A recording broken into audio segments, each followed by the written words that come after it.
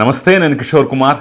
ఈ వీడియో మీరు మొదటిసారి మన ఛానల్లో చూస్తున్నట్టయితే దయచేసి ఈ ఛానల్ని సబ్స్క్రైబ్ చేయండి. అదేవిధంగా కింద మీకు హైప్ బటన్ కనిపిస్తే దాన్ని ప్రెస్ చేసి మాకు పాయింట్లు ఇవ్వడం కూడా మర్చిపోకండి. మీ ప్రోత్సాహమే మాకు కొండంత బలాన్ని ఇస్తుంది. ఈరోజు జగన్మోహన్ రెడ్డి పర్యటన గురించి నేను మాట్లాడే ప్రయత్నం, విశ్లేషించే ప్రయత్నమే చేయబోతున్నాను. ఇందులో ముచ్చటగా మూడు స్టేట్మెంట్లు ఇవ్వబోతున్నాను. వాటి గురించి నేను వివరంగా, క్లియర్గా ప్రతి ఒక్క అంశాన్ని టచ్ చేసే ప్రయత్నం చేస్తాను. స్టేట్మెంట్ నెంబర్ 1, జగన్మోహన్ రెడ్డి ఇన్నాళ్ల కెరియర్లో ఇంత పనికిమాలిన, ఇంత అట్టర్ ఫ్లాప్ అయినటువంటి పర్యటన మరోటి లేదు అని చెప్పడంలో అతిశయోక్తి లేని విధంగా ఈరోజు పర్యటన కొనసాగింది. ఎందుకు, ఏంటి, ఎలా అనేది కూడా నేను వివరించే ప్రయత్నం చేస్తాను. ఇక స్టేట్మెంట్ నెంబర్ 2, నరేంద్ర మోదీ ప్రధానమంత్రి హోదాలో భోగాపురం ఎయిర్పోర్ట్ని రేపు ప్రారంభించబోతున్నారు. ఆ పర్యటనకి అడ్డంకులు సృష్టించే విధంగా, లేదంటే ఆ పర్యటనను టార్గెట్ చేసుకొని కుట్ర చేసే విధంగా ఈ పర్యటన ఉంది, ఈయన వ్యవహార శైలి ఉంది. అదెందుకు, ఏంటి అనేది కూడా నేను మళ్ళీ క్లుప్తంగా వివరించే ప్రయత్నం చేయబోతున్నాను. ఇక లాస్ట్ అండ్ ఫైనల్గా తనదైన శైలిలో అక్రమార్కుల్ని, దుర్మార్గుల్ని, హత్యలు చేసిన వాళ్ళని, యాక్సిడెంట్లు చేసిన వాళ్ళని, అంటే బాధితుల్ని కాకుండా నిందితులను వెనకేసుకొచ్చి అడ్డగోలు వాదనతోటి కామెడీ పండించినటువంటి వైనం కూడా ఈ పర్యటనలో మనం చూడొచ్చు అనమాట. అది కూడా ఎందుకు, ఏమిటి, ఎలా, ఏం మాట్లాడాడు అనేది కూడా నేను క్లియర్గా వివరించే ప్రయత్నం, విశ్లేషించే ప్రయత్నం అయితే చేస్తాను. కాబట్టి మొత్తం చూడండి. చూసిన తర్వాత మీ అభిప్రాయాన్ని కమెంట్ రూపంలో తెలియజేయడం మాత్రం అసలు ఎక్కడ మర్చిపోకండి. సరే, ఇక నేను మొదటి స్టేట్మెంట్ దగ్గర నుంచి వస్తాను. పాయింట్ నెంబర్ 1, మొదటి స్టేట్మెంట్. నేను ముందే చెప్పినట్టుగా జగన్మోహన్ రెడ్డి కెరియర్లోనే ఇంత పనికిమాలిన, అట్టర్ ఫ్లాప్ అయినటువంటి ఒక పర్యటన మనం చూడలేము అని చెప్పేసి ఎందుకు చెప్పానంటే ఏ పర్పస్ కోసమైతే జగన్మోహన్ రెడ్డి ఈ పర్యటన పెట్టుకున్నారో ఆ పర్పస్ నెరవేరకుండా పోయింది. ఆ పర్పస్ వీళ్ళ ఓవర్ యాక్షన్ తోటి, వీళ్ళ డిజిటల్ కంటెంట్ పిచ్చితోటి, ఇన్స్టాగ్రామ్ రీల్లోనూ, డిజిటల్ మీడియాలోను, యూట్యూబ్లోను, ఫేస్బుక్లోను అసలు మన పర్యటన అదిరిపోవాలని చెప్పేసి వేసినటువంటి స్కెచ్ కాస్త మూల కారణాన్ని చెడగొట్టింది. ఇంకా అర్థం కాలేదా? జగన్మోహన్ రెడ్డి ఈరోజు జైల్లో ఉన్న సిదిరి అప్పలరాజును పరామర్శించడానికి బయలుదేరి వెళ్ళాడు. తేరా చూస్తే, బాబు మేము మీకు ఇచ్చిన టైం సాయంత్రం 5 గంటలు, మీరు ఆ పుణ్యకాలం కాస్త పూర్తయిపోయిన తర్వాత ఎప్పుడో వచ్చారు కాబట్టి మీకు ములాఖత్ ఇవ్వటం కుదరదు, దయచేసి వెళ్ళిపోండి, మీరు చెప్పిన టైంకి రాలేదు అని చెప్పేసి ములాఖత్ని క్యాన్సిల్ చేసేసారట జైలు అధికారులు. ఇప్పుడు నేను చెప్పింది క్లియర్గా అర్థమైపోయిందిగా మీకు. ఎందుకు పనికిమాలిన పర్యటన అంటున్నానంటే, ఒక పర్యటన ఎందుకు పెట్టుకున్నారు, ఆ లక్ష్యం నెరవేరకుండా పర్యటన ముగిసిపోయిందంటే మరి పనికిమాలిన పర్యటనే కదా, అట్టర్ ఫ్లాప్ అయిన పర్యటనే కదా. అది కూడా చెప్తా, కారణం కూడా చెప్తా. తాడేపల్లి ప్యాలెస్ నుంచి బయలుదేరి శ్రీకాకుళం జైలుకు వచ్చేటటువంటి క్రమంలో అసలు విశాఖపట్నం ఆ పరిసర ప్రాంతాలకు వచ్చిన దగ్గర నుంచి ఒకటే హడావిడి, ఒకటే గోల, ఒకటే రచ్చ రభస. అఫ్కోర్స్ మెయిన్గా శ్రీకాకుళం జిల్లాలో ఉన్నటువంటి కార్యకర్తలు, నాయకులు తక్కువే, కానీ జనాన్ని మొబిలైజ్ చేయడం కోసం నేను వస్తే ఓ 30,000, 40,000, 50,000 మంది అలా గుమిగూడిపోతారు నా కోసం అని చెప్పేసి మొదట్లో స్టేట్మెంట్ ఇచ్చాడు కదా. ఆ స్టేట్మెంట్ నిజమే అని చెప్పేసి పదే ప్రూవ్ చేసుకోవడం కోసం నాయకులు నానా తంటాలు పడ్డారు, నానా పాటలు పడ్డారు. అందుకనే నత్త కన్నా స్లోగా, తాబేలు కుందేలు పర్యటన తాబేలు కన్నా స్లోగా సాగినటువంటి ఆ స్లో మోషన్లో వెళుతున్నటువంటి పర్యటనలో కనపడ్డ చోటల్లా, జనం వచ్చిన చోటల్లా, తమ కార్యకర్తలు మూగిన చోటల్లా ఆపుకుంటూ ఏదో క్యాట్ వాక్ చేసుకున్న రీతిలో చాలా జాగ్రత్తగా, నెమ్మదిగా, స్లోగా ఆ కాన్వాయ్ని నడుపుకుంటూ పుణ్యకాలం కాస్త పూర్తయిపోయిన తర్వాత జైలుకి వెళ్ళారు. ఈ మధ్యలో సెల్ఫీలు, ఈ మధ్యలో డిజిటల్ కంటెంట్లు, రీల్ కంటెంట్లు, జూమ్ షాట్లు, ప్యాన్ షాట్లు, ఆ షాట్లు, ఈ షాట్లు, అబ్బో వాళ్ళ సోషల్ మీడియా, వాళ్ళ మెయిన్ స్ట్రీమ్ మీడియా చూడాలి, రకరకాల కెమెరా యాంగిల్స్ కనపడతాయి అన్నమాట. ఒక పెద్ద సినిమాటోగ్రాఫర్ కావాలి అనుకునేటటువంటి వ్యక్తులు ఈ పర్యటనను చూస్తే అందుట్లో కనపడినటువంటి యాంగిల్ అయితే ఉండదన్నమాట. దీన్ని స్టడీ చేస్తే చాలు, బెస్ట్ కెమెరా యాంగిల్స్ ఎలా ఉంటాయో ఈ ఒక్క పర్యటన స్టడీ చేస్తే చాలు మనకు అర్థమైపోతుంది. అలా ఒక సినిమా షూటింగ్ లాగా చేసుకుంటూ అసలు లక్ష్యం సిదిరి అప్పలరాజును పలకరించకుండానే జైలు అధికారులు మీకు ఇచ్చిన టైం అయిపోయింది, వెళ్ళండి, సర్దుకోండి అని చెప్పిన తర్వాత చివరికి విధి లేక ఆ జైలు గేట్ల ముందే ప్రెస్ మీట్ పెట్టేసుకుని వెళ్ళిపోయినటువంటి పరిస్థితి. సో నేను చెప్పింది కరెక్టే కదా, మరి పనికిమాలిన పర్యటనే కదా, అట్టర్ ఫ్లాప్ అయిన పర్యటనే కదా. ఇక నంబర్ 2, ప్రధానమంత్రి నరేంద్ర మోదీ రేపు భోగాపురం అల్లూరి సీతారామరాజు అంతర్జాతీయ విమానాశ్రయాన్ని ప్రారంభించడానికి వస్తున్నారు. అయితే ఈ సందర్భంగానే పెన్షన్లు ఇవ్వటానికి కూడా ఒకవేళ ఏదన్నా అధికారులను వినియోగించుకుంటే ఇబ్బంది అవుతుందో అనేటటువంటి ఉద్దేశంతో మిగతా యొక్క జిల్లాలను వదిలేసి మెయిన్గా ఉత్తరాంధ్ర 3 జిల్లాల్లోనే పెన్షన్లు కూడా కొంత ముందుగానే ఇచ్చేసినటువంటి పరిస్థితి. అంటే చాలా జాగ్రత్తగా ఎక్కడ ఏది ఇబ్బంది లేకుండా మొత్తాన్ని సమాయత్తం చేసుకుంటున్నటువంటి పరిస్థితి. అలాంటి సందర్భంలో కరెక్ట్గా ముహూర్తం చూసుకొని రేపు పర్యటన అనగా ఈరోజు జగన్మోహన్ రెడ్డి ఈ ర్యాలీ ఈ ప్రోగ్రాం పెట్టుకున్నారంటే దాని అర్థం ఏంటి?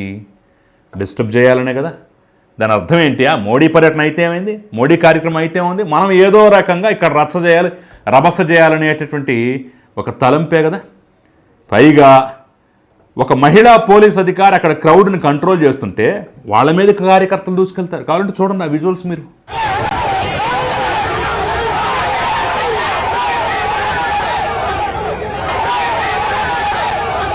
లేడీస్ని గౌరవించాలి, లేడీస్ అంటే మాకు చాలా అసలు పూజనీయం, ఆరాధనీయం, మా మహిళా నాయకురాలను ఎంతో గౌరవిస్తామని చెప్పేసి సన్నాయి నొక్కులు నొక్కే వీళ్ళు మరి ఒక మహిళా పోలీస్ అధికారి పట్ల ఇంత జుగుప్సాకరంగా ఎలా ప్రవర్తించగలిగారు? అంటే ఇక్కడ శాంతి భద్రతల సమస్యను సృష్టించాలి. పోలీస్ అధికారులు ఆ జిల్లా ఎస్పీ ముందే చెప్పారు, మీరు ర్యాలీలు తీయడానికి వీల్లేదు, జనసమూహం చేయడానికి వీల్లేదు, మీ కార్యక్రమం ఏదో వచ్చి జైలుకి వచ్చి అప్పలరాజును పరామర్శించేసి అటు నుంచి అటే వెళ్ళిపోవాలి తప్ప మీరు ఇలాంటివి చేయడానికి వీల్లేదు. ఎందుకంటే మోడీ పర్యటన ఒక పక్క, గతంలో జరిగినటువంటి ఇన్సిడెంట్లు గుర్తుపెట్టుకొని శాంతి భద్రతల సమస్య సృష్టించబడుతుంది కాబట్టి జాగ్రత్తలు తీసుకోండి అని చెప్పేసి ముందుగానే హెచ్చరికలు జారీ చేశారు.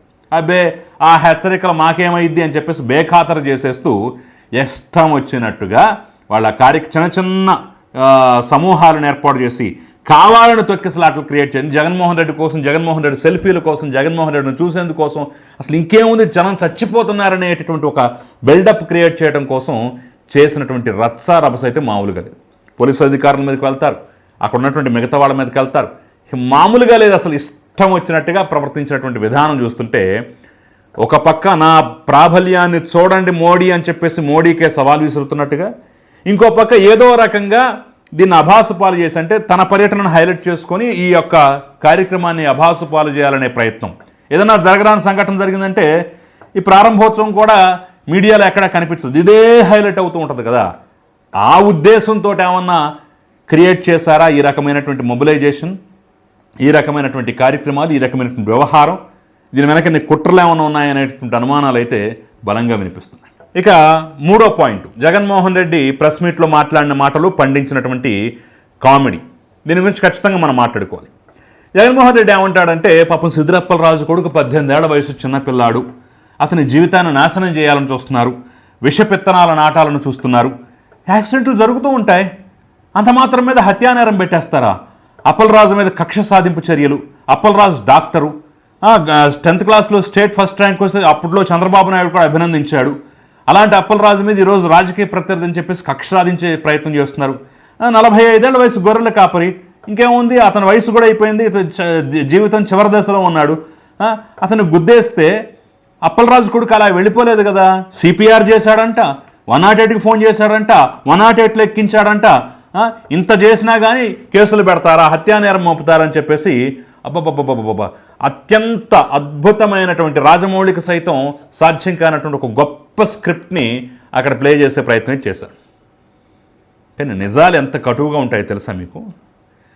కనీసం ఒక అర్ధగంట గంట ముందు సరైన సమయంలో ఆ గొర్రెల కాపరిని తీసుకొచ్చినట్టయితే, యాక్సిడెంట్ అయిన గొర్రెల కాపరిని తీసుకొచ్చినట్టయితే ప్రాణాలు నిలబెట్టగలిగేవాళ్ళు, అతని ప్రాణం పోయేది కాదని చెప్పేసి ఆ యొక్క అతనికి ఆ శవానికి పోస్ట్ మార్టం చేసినటువంటి వైద్యులు, ఆ అంశాన్ని చూసినటువంటి వైద్యులు అయితే చాలా క్లియర్ కట్గా చెప్పారు. వార్తాపత్రికలు కూడా ఈ అంశం ప్రధానంగా వచ్చింది. కేవలం నిర్లక్ష్యం ఉంది. గుద్దిన తర్వాత ఏదో రోడ్డుకి అడ్డంగా పెడుతున్నప్పుడు పిల్లో కుక్క వచ్చేస్తే గుద్దితే దాన్ని అలా పక్కన పడేసి వెళ్ళిపోతామే, ఆ తరహాలో ప్రవర్తించారు కాబట్టి ఒక నిండు ప్రాణం బలైపోయిందని చెప్పేసి క్లియర్ కట్గా వైద్యులు నివేదికిచ్చారు. ఇది జగన్మోహన్ రెడ్డి కంటికి కనపడదు. 108కు ఈ పిల్లోడు ఫోన్ చేయడమే కాదు, సిపిఆర్ కూడా, అంటే వాళ్ళ నాన్న డాక్టర్ కాబట్టి ఈ పిల్లోడు కూడా చూసి సిపిఆర్ చేస్తే, అంటే చెస్ట్ సిపిఆర్ అంటే ఫుల్ చెస్ట్ హార్ట్ పంప్ చేసే సిపిఆర్ది వాళ్ళ నాయన చేయడం చూసి ఆరాటపడి ఆ మనిషిని బ్రతికించాలని చెప్పి సిపిఆర్ కూడా చేసినాడు. నంబర్ 2, సిదిర అప్పలరాజు మీద కక్ష సాధింప. తన కొడుకు యాక్సిడెంట్ చేస్తే వేరే వ్యక్తిని తీసుకొచ్చి ఆ ప్లేస్లో పెట్టి మసిపూసి మారేడుకాయ చేసేటువంటి ప్రయత్నం చేయటాన్ని ఏమనాలి? చెడ్డ పని అనాలా, మంచి పని అనాలా? గొప్ప రాజకీయవేత్తలు మహానుభావులు చేసే పని అనాలా, దుర్మార్గమైనటువంటి ఆలోచనలు కలిగినటువంటి వ్యక్తి చేసే పని అనాలా? రేపు ఇదే యాక్సిడెంట్ని ఓ టీడీపీ నేత లేదా ఓ టీడీపీ నేత కుమారుడు వైసీపీ నేతని, ఒక కీలకమైనటువంటి నేతని గుద్దేసే లేదంటే యాక్సిడెంట్ చేసేసి అక్కడ అలాగే వదిలేసి వెళ్ళిపోయి అతని ప్లేస్లో వేరే వాడిని పెట్టే ప్రయత్నం చేస్తే మీరు ఊరుకునేవాళ్ళ? మీరు ఊరుకునే చిన్నపిల్లాడు, పసిపిల్లాడు, బొప్పి అని చెప్పేసి ఊరుకునేవాళ్ళ? ఏదో కొడుకుని కాపాడుకునే ప్రయత్నం చేశాడు కదా అని చెప్పేసి సానుభూతి వదిలేసేవాళ్ళ? ఎంత రచ్చ చేసేవాళ్ళు, ఎంత రభస చేసేవాళ్ళు, రాష్ట్రాన్ని ఎంత రావణ కాష్టం చేసేవాళ్ళు. 108కి ఫోన్ చేశాడంట, సిపిఆర్ చేశారంట. అది కరెక్ట్ టైంకి కాస్త ముందు తీసుకొచ్చినా బతికించే వాళ్ళం. కేవలం నిర్లక్ష్యం ఉందని చెప్పేసి ఒక పక్క వైద్యులు చెప్తుంటే సిపిఆర్లు అంటే మళ్ళీ సిపిఆర్ అనే దానికి అర్థం ఏంటి, అబ్రివేషన్ ఏంటని చెప్పేసి అడగట. ఏమనాలో అర్థం కావట్లేదు. రాజకీయ కక్ష సాధింప. తన కొడుకునే తీసుకొచ్చి పోలీస్ స్టేషన్లో లొంగిపోయేలా చేసుంటే ఈరోజు సిదిరప్పలరాజు ఎస్ మా అబ్బాయే చేశాడు, పొరపాటున జరిగిపోయింది యాక్సిడెంటు, ఇందుట్లో మేము దాచేదేమీ లేదు, ఆ యొక్క మరణానికి కారణం మా అబ్బాయే, బాధ్యుడు మా అబ్బాయి అని చెప్పేసి తనంతట తానుగా కొడుకుని తీసుకొచ్చి పోలీస్ స్టేషన్లో సరెండర్ చేస్తే ఈరోజు సిదిరప్పలరాజు జైల్లో ఉండాల్సిన అవసరం ఏమొచ్చేది? ఎందుకు జైలుకి వెళ్ళాడు? కేసును తారుమారు చేయటం వల్లే కదా, తలకాయలు మార్చడం వల్లే కదా ఇదంతా జరిగింది. మరి అప్పలరాజుకు చెప్పాలి కదా బుద్ధి. ఏం అప్పలరాజు బుద్ధి లేదా? నువ్వు డాక్టర్ చదువుకున్నవాడివి కదా, ఆ రకంగా నీ కొడుకు గుద్దేసి అక్కడ రోడ్డు మీద అనాశవంలాగా వదిలేసి వెళ్ళిపోతుంటే ఎలా నువ్వు సమర్థించబుద్ధి అయిందని చెప్పేసి మాట్లాడాలి కదా. ఏం అప్పలరాజు నీ కొడుకు చేస్తే వేరే తల్లి కన్నబిడ్డని ఎలా ఇరికించే ప్రయత్నం చేస్తావయ్యా, తప్పు కదా అని చెప్పేసి మీరు మాట్లాడాలి కదా. అదంతా మాట్లాడకుండా ఆ కారణం చేత జైల్లో ఉంటే అతన్ని పరామర్శించి పాపం గొర్రెల కాపర దగ్గరకు వచ్చి డబ్బులు సాయం చేయడం తప్పంటాం. మంత్రి వచ్చి డబ్బులు ఇస్తాడు, ర్యాలీలు చేస్తారు అంటే మీరు పరామర్శలకు ర్యాలీలు చేసుకోవచ్చు, స్లో మోషన్లో వెళ్ళొచ్చు, సినిమాటిక్ షాట్లు తీసుకోవచ్చు. ఆ యొక్క బాధిత కుటుంబాన్ని పరామర్శించడానికి మాత్రం ఇంకెవరు రాకూడదు, ఏ మంత్రి రాకూడదు, ఏ ప్రజాప్రతినిధి రాకూడదు, వాళ్ళకి డబ్బులు ఇవ్వకూడదు, వాళ్ళని అటు చంపేయాలి. ఇదా నీతి? ఏ మంత్రిస్తే తప్పేంటి? ఆ కుటుంబానికి డబ్బు ఇస్తే తప్పేంటి? పాపం చిన్న పిల్లలు ఉన్నారే, గొర్రెలు కాసుకునేటటువంటి సాధారణ కుటుంబమే, సిదిరప్పలరాజులాగా కోట్లకు పడగలెత్తిన వాళ్ళు కాదు కదా. ఆ కుటుంబాన్ని ఆదుకుంటే తప్పు వచ్చిందా? తమ వాళ్ళకి బుద్ధి చెప్పాల్సింది పోయి శుద్ధులు చెప్పాల్సింది ఈ రకంగా మాట్లాడటం అనేది సరే జగన్మోహన్ రెడ్డి సహజ నైజం అని చెప్పేసి కూడా మనం భావించవచ్చు అనమాట. సో ఈ 3 కారణాలు, ఈ 3 అంశాలతోటి ఈరోజు పర్యటన జరిగింది అని చెప్పేసి అయితే చాలా క్లియర్ కట్గా తెలుస్తోంది.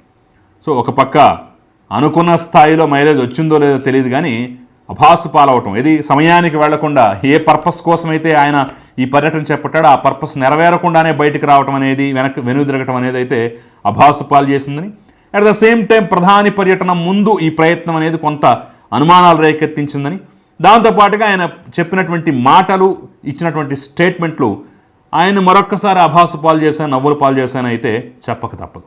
మీరేమనుకుంటున్నారు, మీ అభిప్రాయం ఏంటనేది కూడా నాకు కింద కామెంట్ రూపంలో తెలియజేసే ప్రయత్నం చేయండి. Thank you very much.